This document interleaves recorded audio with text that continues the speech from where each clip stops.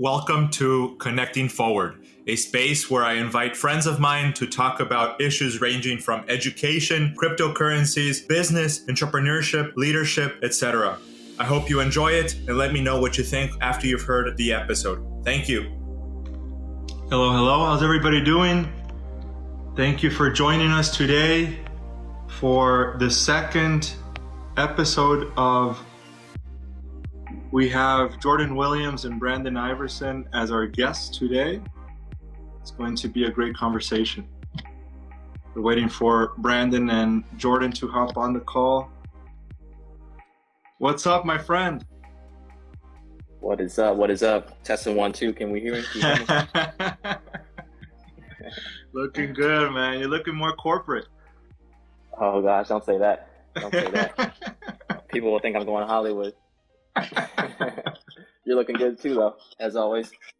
Thank you. I haven't changed as much. Let's see if I'm trying to get Jordan to hop on the call, but you take those pictures in the background? No, they're off the internet, bro. Oh man. Let's see. We're having trouble getting Jordan on the call, man. Oh gosh, he always catch me late, probably. Well, he's online, but did you invite him? Yeah, I did. There he is. Yo, what's going on, guys? What's up, my friend? Nice to see you, Jordan. Man, it's good to see you two faces. Y'all are looking clean on here. You know, always. I joke around with Brent. So just let's kick it off, man. Welcome to this episode of Connecting Forward. We got Brandon Iverson and Jordan Williams with us today. Just to give an introduction of who these people are, well, they're the young moguls. They have been entrepreneurs since they're 10 years old. They've started a successful clothing line called Young Moguls Brand, have been interviewed by Steve Harvey, BT, Fox News, CBS, a ton of other news networks. Brandon is a graduate of Georgetown University, while Jordan is a graduate of the University of Pennsylvania, the Wharton School of Business. And now they're diving into a more digital-oriented economy with their Young Moguls Brand. And for those of you who don't know the relationship between us, it all started with my friendship with Brandon, who was my first friend in university at Georgetown. The very first day of school, we met and we're neighbors from our freshman dorm. We went on to be roommates and best friends. We were the basketball duo that everybody feared on the basketball courts. and Brandon taught me how to dress well and find nice shoes. So I'm very appreciative of Brandon and Jordan's friendship. For sure. Yeah, thanks for having us on, Victor. Of course, man. We'll welcome and tell us a little bit about yourselves, how you guys started as entrepreneurs and what led you down this path. Yeah, I'll kick it off. So me and Jordan, we are from Atlanta, Georgia. I'm getting some feedback. Can you hear me? Yeah.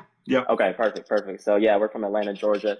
And, we've known each other our entire lives. We've been friends since we were born. We were born 6 days apart. Our families are friends of one another. So we kind of started off with that relationship, and then seeing our dads and the rest of our family be entrepreneurs as well kind of led us in that path. And we were a product of our environments. And we actually started a business together at 10 years old to get our feet wet with entrepreneurship. And it was called Kids Toys Inc. And really the reason we started it was because we were asking our parents for so many things like toys and games, things that kids wanted. But at a certain point, our parents were like, just start your own business, make money for yourself and you can get everything that you want. So that's what we did. We kind of started an online eBay for ourselves and sold refurbished games and started with entrepreneurship. And from there, at 13 years old, we created a company called Making Money for Teens, which kind of taught other kids and teens how they can start their own business, how they can, invest in the stock market. And, we actually wrote a book together called Who Needs an Allowance at 14 years old. And that book, again, taught teens as well how they can start a business from scratch.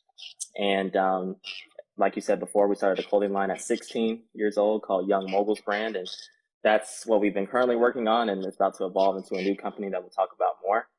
But Young Moguls brand was our big success at 16. We were on the Steve Harvey TV show, which was an amazing experience. We can talk more about that.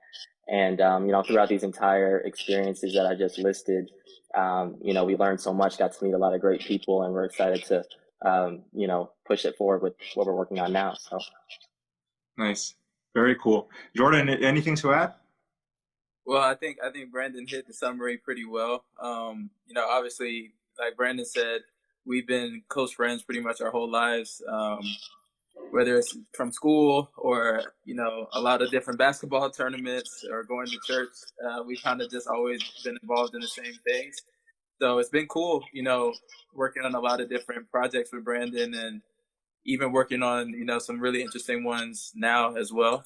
I'm excited. It's been great in the past, some amazing experiences, but I'm even more excited for what's to come. Awesome. Well, I want to make a brief interjection. I want to say hi to Mr. and Mrs. Iverson, who are connected. I see them on, and I just wanted to say hi to them. Yeah, shout out to the family. Shout out to the fam. They always support it. Well, Brandon and Jordan, tell us about what makes an entrepreneur an entrepreneur. What have you learned down this path? It sounds like being an entrepreneur is something that is aspirational for many, but what many people don't know, and this is something you guys taught me, is that it's a hard journey. It's not an easy path to be your own boss, to say that, So tell us about what you've learned down this path for the past 13 years of being entrepreneurs. Yeah, I think we've learned a lot of lessons over the years. I think, like you said, I think we've learned that there's a lot of challenges that have to be overcome. Everybody always says that entrepreneurship is trendy. Everybody wants to be their own boss and manage their own schedule. But entrepreneurship can be very vulnerable at times in terms of developing an idea that you're really passionate about and putting it out there for the world to accept or reject, or to give feedback on, is sometimes really vulnerable. And I think the thing we've learned is, you have to, in order to really be in this long term, it has to be something that means more to you than just, having a good image on Instagram or having a lot of followers. Is something where you feel like you have something to contribute value in society. And I think we've always seen that at the core of entrepreneurship is that entrepreneurs are just people who provide value. And the more value that they provide, the more, resources or monetary resources they usually get back in return. So I think that over the years, that's the mindset we're trying to develop is, the money part will handle itself. Let's just focus on, what value can we provide and how can we provide it in the most efficient way. And I think if you focus on that, the rest will take care of itself. That's great advice. It's always about adding value. That's something I learned as well. My parents taught me that, and it's worked a ton. Normally, what we say when we apply for jobs is mostly like, hey, what am I going to get from the company? But we don't rarely think about what am I going to give that company, or what am I going to give my companions that work in that company, and that applies to everything else, and I always compare being in business and being in work to basketball, and something we all share a passion for. The value that a center adds, a five, is very different from the value that a point guard adds, and so what position do you play is something that you need to have very keyed into, while you also have to know that you need a 2 and a 3 and a 4 and a 5 to win a basketball game, Right. Yeah, I completely agree. I mean, one thing I've learned in entrepreneurship is you can't do it alone. You need to have a network of people and, a mastermind around you that continues to push you forward on whatever goals that you're trying to reach personally, right? And another thing that I've learned, within entrepreneurship is fearlessness and not being afraid to take action. Everyone when they want to start a business has every excuse in the world. You know, I don't have enough time, or it's too much money, or, you know, they come up with an excuse instead of going after their goals and dreams. And there are, you know, legitimate excuses and things out there that might hinder you, but you can obviously take baby steps, you know, along the way in order to reach those goals until they become a reality. You know, one quote that I like from, you know, Ariana Huffington about fearlessness is like, fearlessness is a muscle. The more that you work on it, the stronger that it becomes, right? Yeah. So the more you put yourself in certain situations, the more you know, step out there and start, you know, incrementally building your business, incrementally building your career towards whatever aspiration you have, then it's going to become easier and easier to reach those goals as long as you are fearless, right? And that's kind of the main thing that I've learned is kind of putting myself out there and not being afraid to jump into a new industry, learn a new topic, meet new people, network, grow a team. And once I put that all together, you know, the results speak for themselves. So Yeah, 100%. Well, something I want to know from you guys is how can we focus? How can somebody who hasn't dived into this field of being an entrepreneur know what value they have to add? You know, it's very easy to say add value, but how do I know what value I have to add to others? That's a great question. I think, you know, that's something I think Brandon and I have even been thinking about a lot recently, because I think the answer to that changes in different parts of your life. So, you know, when we were in high school, we felt like we had value to add through providing, you know, different ideas for clothing designs and making a clothing line. And that's the way we felt like we could relate to our peers at the time. That's the way we felt like we could provide value through positive messages, through clothing. And, you know, as we got to college and even now, we feel like, okay, maybe our skill set is, you know, shifted towards providing value in a different way. So that's been us playing around with real estate, you know, getting into, you know, investments, cryptocurrency, whatever it may be, as our target market evolves as well. So I think that, in my opinion, it's always sort of at this combination of the things that you're interested in, but also the things that you're good at. So I think obviously everybody wants to, you know, spend their time working or doing a business that's something that they love to do, and that's great. But you have to find that line of something that you love to do, but also something that complements the natural skills that you have. So even just using Brandon as an example, you know, Brandon loves finance. He loves investments. He loves business. That's always been his specialty as long as I've known him. Brandon also loves, you know, basketball as well, but, you know, Brandon's not a 6'5", you know, someone doing dunks and things like that. So at that point, you know, he kind of picks something that's involved with his skill set even more. Not to say Brandon's not a great basketball player, and he loves there you go. Save yourself. Save yourself. Too much. Exactly. But you know, he complements that talent for public speaking. You know, his talent for relating to people and being genuine with people.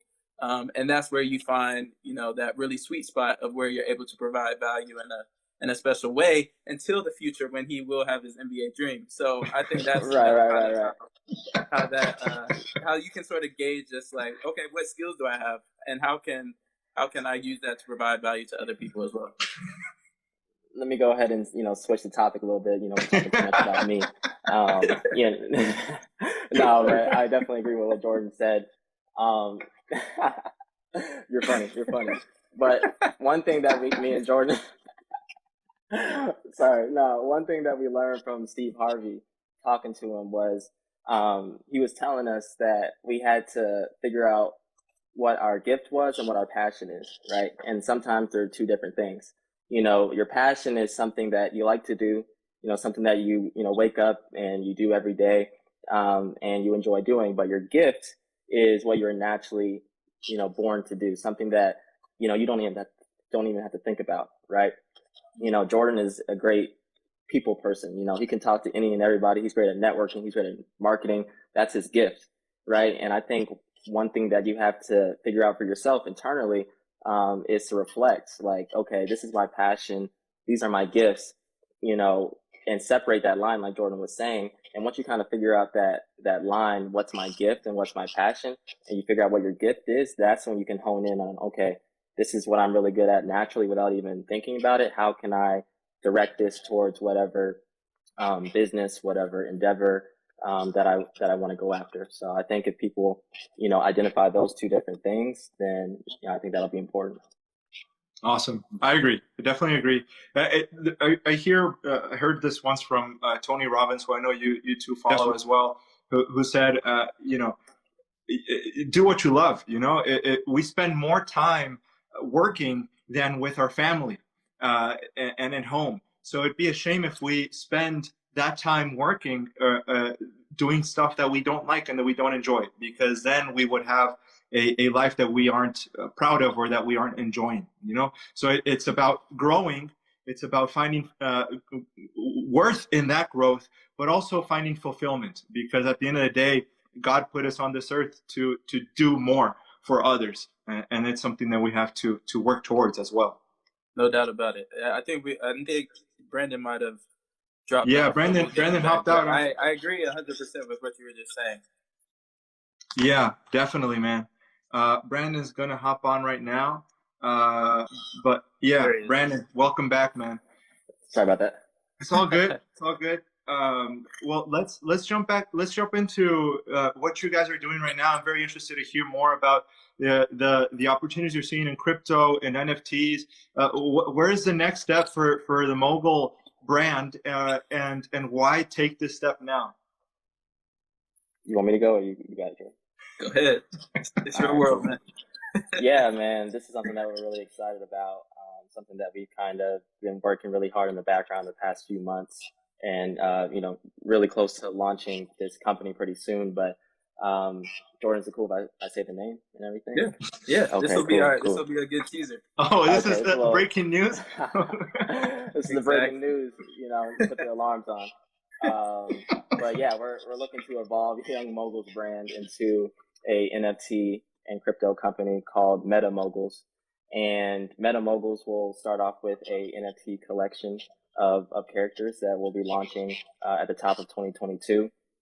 We have built a team together of designers and developers and some other people as well that we're excited to bring on board to make this a reality. And we think this is the perfect time to start the evolution, because whether we like it or not, the blockchain, Web3, the metaverse is here, and it's only evolving, as you can see in the news and the outlets that many companies, many individuals are investing in cryptocurrency, building their companies on top of the blockchain, and obviously the metaverse, which is coming within the next few years on a mainstream level. So we're really excited to be one of the first early adopters of this space with Metamodels, and you'll be seeing some sneak peeks through our social media pretty soon. So yeah. Nice. Awesome. Well, tell me a little bit more, for people that don't know what NFTs are. What are these characters, and where is the business opportunity in getting into this field? Yeah, so that's a great question. So NFTs, for anybody who's not aware, stands for non-fungible tokens. So basically, these are you could think of them as tokenized digital tokens that have unique value. So the example I always use is things that are fungible are things that can have other things that they can exactly be exchanged for. So like a US dollar would be a fungible thing. Whereas, something that's a collectible, like a rare trading card or a piece of artwork, would be something that's non-fungible. And so basically these NFTs or non-fungible tokens are things that are tokens that are put on the blockchain that basically are transparent. They can be certified on the blockchain. You can see the origin of, who's owned them, who did they sell it to, things of that nature. So one of the ways right now that is being utilized the most is in the art market, just because, people are making digital art, and it allows them to, clearly show that they own this piece of art without, it being copied or fraudulent, because it can be tokenized and proven on the blockchain. And also has interesting benefits for artists, because they're able to get royalties. So, you know, an artist might make 3% every time that their piece of work is sold in the secondary market or anything like that. So because of, you know, how art has been utilized in culture in the past, I think this is a way that people are kind of understanding what NFTs are and wrapping their minds around the concept. But what we feel is that this technology will be used for a lot of other things as well, as people continue to understand the technology behind it. You know, Yeah. there'll be opportunities in real estate. There'll be opportunities, especially in community building. And what we're trying to do in Metamodels is, yes, have cool digital art, but really build, you know, the biggest subset of young creators and entrepreneurs that the blockchain has seen, utilizing the NFT structure as a way to keep everybody involved and connected. So I think it'll be an interesting space to look forward to in the future. Yeah, Yeah, 100%. one thing that I want to one thing I wanted to touch upon on top of what Jordan said is the community aspect. Metamodels is going to be, you know, hopefully one of the largest communities centered around entrepreneurship, creatives, and self-starters. And people that enter this community and hold the Metamodels NFT will not only financially benefit from holding the NFT as it increases value, but also you'll be entering into an exclusive community of people that you can network with. We're hoping to have, you know, different business influencers a part of the community. We're also planning different events, real life events, digital events, and also give great, you know, exclusive content on stocks, on crypto, on NFTs, trading, so that not only are we giving great, you know, education for you to financially benefit as everyone that's a part of this community, but also be able to promote your own brands, network with other like-minded individuals, so that everyone within this community of Metamodels is, you know, benefiting in all areas, you know, not just the NFT itself that you're buying from us. So it's really exciting. That's all I can say. Congratulations, first off, on making this initiative. It's a risky investment, you know, because we don't know where that technology is going towards. There's still a lot of questions in terms of how it's going to be regulated and what the market looks like once you're in it, you know, as opposed to something that's traditional like real estate that you've mentioned in the past, that we know where it's going. We know indicators are there because there's a history to that. But you guys are going into something that is unexplored, and there's a huge bet on the future, which I really recognize and appreciate in what you are just mentioning a couple of minutes ago, of like, if you're passionate about something, go for it. And this is precisely what you're doing right now. Something that you guys did with Young Mogul's brand, The Clothes, that I always appreciated, was that the goal was to inspire other entrepreneurs through your clothing. And whenever somebody, you told me, Brandon, puts on a Young Mogul's brand shirt, they felt like they're ready to go on and do something big, you know? And so I love that community aspect in this initiative as well. One of the examples I heard, I think it was Gary Vee, who said, NFTs have existed for a long time, we just hadn't thought about them. When we think about Farmville in Facebook, when we were in middle school, people were pouring money into like buying property on Facebook on a video game. We see Fortnite when people buy skins through digital money, and people invested tons of money into Those are all that. NFTs. Yeah, exactly, and those are all NFTs. So we're seeing this technology evolve, and it's very exciting to see how it can then be applied to other formats, as Jordan was mentioning, in the future. Yeah, no doubt about it. No, Yeah. I was just going to say, Brandon, you know, I think that's a good point, Victor, that a lot of this stuff, you know, a lot of the stuff isn't really new. You know, the format might change as technology evolves, but a lot of this stuff has been around. You know, there's a lot of talk about the metaverse now. And you, like you mentioned before, you know, we are already pretty much in the metaverse a lot of times when we, you know, even kind of right now as we're on this call, ironically, but, you know, even as we have hybrid work, as we have played games like Minecraft or, you know, all these other games, we've kind of had these experiences in the metaverse, and we've had experiences with clothing lines like Supreme that we know are rare and have resale value. And now we're just seeing stuff that allows it to be digital versions where, you know, there's more opportunities to prove authenticity and also to get more money in perpetuity through royalties. So it's sort of a lot of these same concepts just as the future goes forward, a lot more of our life will have more emphasis on the digital realm in addition to the in-person realm as well. 100%, 100%. Well, I'm going to move on to the last section. If anybody has any questions that are joining us, I want to say hi to them first off and thank them for joining us. But if you have questions, pop them in the chat, and then we can have Jordan and Brandon answer them. But I wanted to transition over and see what you guys have to say about your growth in the future, Brandon and Jordan. We're only 23, 24. We're young. We have a whole future ahead of us. And where do you see yourselves in 20, 30 years? And thinking about not only that, but what makes us so comfortable in going to that? Family plays a big role in that. Being faithful in God, plays a huge role in that. And also our friendships play a huge role in that. What advice do you give to people that in order to have that projection for the next 20, 30 years in our lives?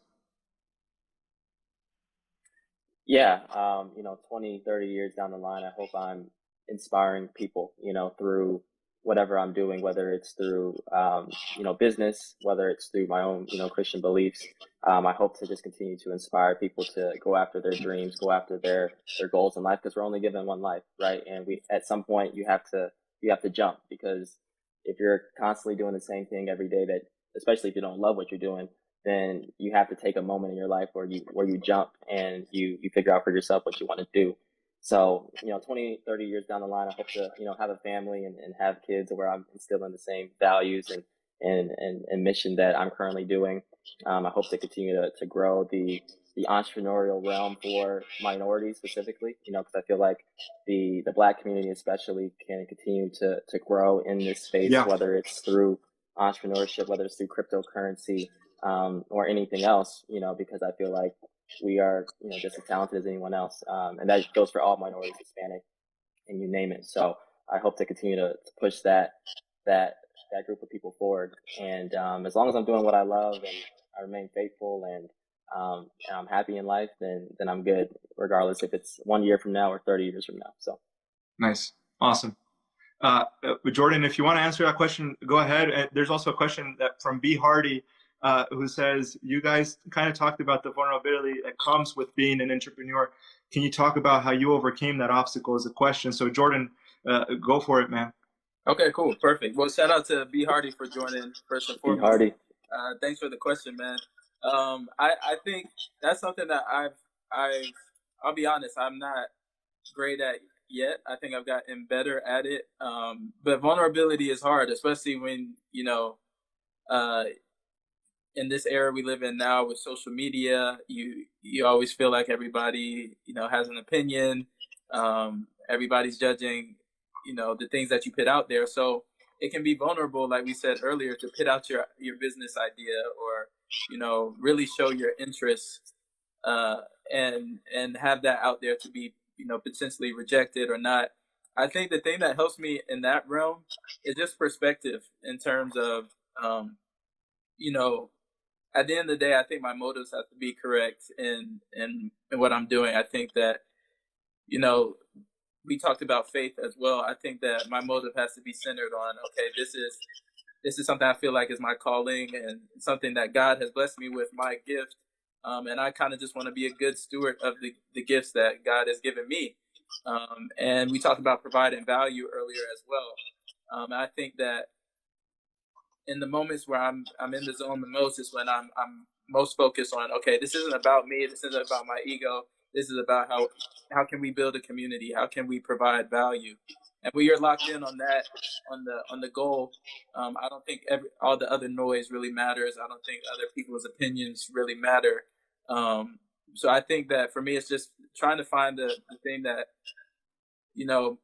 keeps me focusing and keeping the main thing. And when that's the case, all the rest can kind of be drowned out a little bit. Awesome. Love it. Yeah, definitely. And I want to then go on for the second question we have from the audience. Brandon, I think you want to take this one. It's from Destiny Lopez. What's been the most fulfilling aspect of creating such a big project for the people of color community and what are the goals for Metamodels? Oh man, great question, Destiny, out there, wherever you are. No, I think to answer, no, the most fulfilling aspect of creating such a big project for the DOC community. I mean, that's what our goal has been from day one with Young Moguls, with making money for teens ever since we started.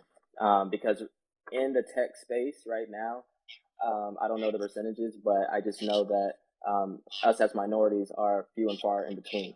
And we have to continue to show in this space that we belong as well. And that's what we're trying to break through, that, you know, in the tech space, especially with cryptocurrency, blockchain, all these different projects and NFT projects that are dropping on a daily basis, you rarely see a Black person or a Hispanic person that are creating these projects. And we want to show that, hey, like, we're just as smart, we're just as capable as the next, you know, the next person. So I think it's important to have us as the face of the company and other people who are in our team as well as minorities. And then that'll further grow the community and kind of help people understand the ethos of Metamodels. Like, hey, you know, this is a minority driven technology company centered around NFTs.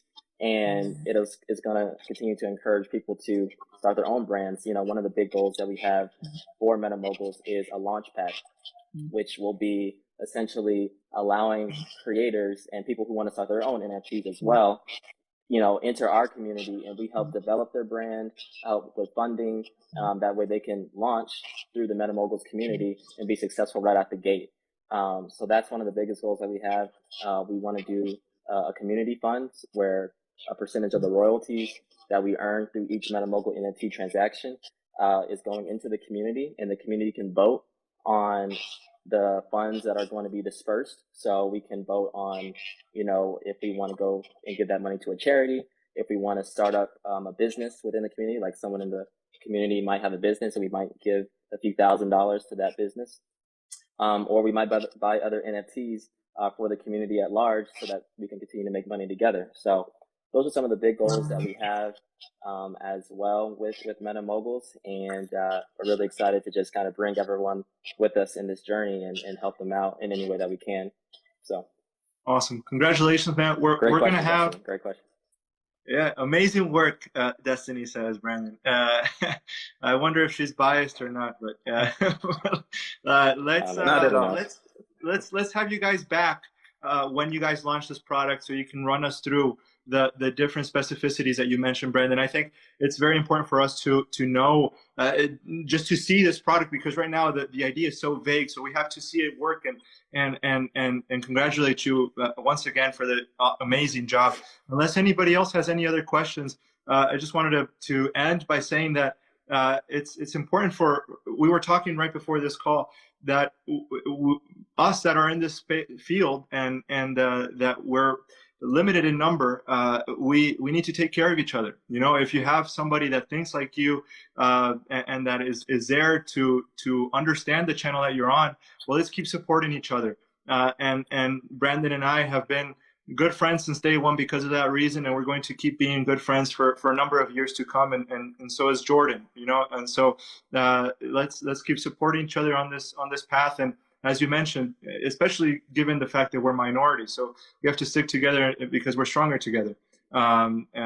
So let's continue the conversation, man, and we'll see you back on this space in a couple of months once you have the product launched. I'll hand over the word to you guys if you want to give a conclusion. Yeah, I'll go ahead. Once again, Victor, like we were talking, you know, before this event, you know, we're really excited to continue to see each other succeed in the different areas that we're currently going after. So we want to thank you for bringing us on the show. We'll make sure that you're the exclusive, first scoop when we actually, you said it. You said it. Hold it to it. I got you. You know, we'll see you at the top of the year, for sure. And so yeah, what I want to leave with everybody is, you know, make sure to whatever business, whatever idea, and it doesn't even have to be business. I know we're talking a lot about business, but people want to be lawyers, people want to be doctors, people, you know, want to, be artists, you know, whatever you want to do, you know, put a plan together, right? Have the end goal in mind and start putting a system in place on how to reach that goal. I think that's what me and Jordan do with whatever project that we work on, is having that end in mind. So sometimes you write it write it on your mirror. Sometimes you write it on your refrigerator, so you see it every day. And it kind of is a constant reminder of what you want as the end goal. It might be monetary, it might be, getting your diploma. It could be anything. And if you have that end goal in mind and put first things first, then you're going to go a long way. And, stay tuned. You can follow me and Jordan on our social medias and also on Twitter as well. I'll try to put a comment in there, and we'll be posting our information about our NFT really, really soon. So just stay tuned for that. Awesome. Jordan? Yeah, I think Brandon covered it real well. I appreciate you, Victor, for having us on. I think it was a really fun discussion. The last thing I'll say is just highlighting what we said earlier about, really studying ourselves and learning what our gifts are. One of my favorite scriptures is that, says that your gift will make room for you. And that's something that, Steve Harvey always says, especially in Disney Dreamers Academy, is to focus on your gifts, because that's the thing that will make room for you and that will bring you in front of people you never really would have even imagined is possible. And so I think obviously there's a lot of distractions. There's, goals for having money, having nice cars, having a nice house, whatever you want. But I think that, the real thing to focus on is understanding what gifts you've been blessed with, and understanding while you're blessed with time on this earth, how can you use those gifts to, make a difference in someone else's life and provide value. So, just wanted to share that as well. 100%. Thank you so much, Jordan. Thank you, Brandon. And if there's just one takeaway, focus on people, having an impact on people, bringing the best out of people, adding value to those people. And that's what, at the end, we're all going to be remembered for. So thank you so much for joining us, for sharing your insights. And I appreciate everybody else that joined us. And we'll see you next year in a couple of weeks. Can't wait. Yeah. All right. Wait. Thanks, guys. Thanks again, Victor. See you, man.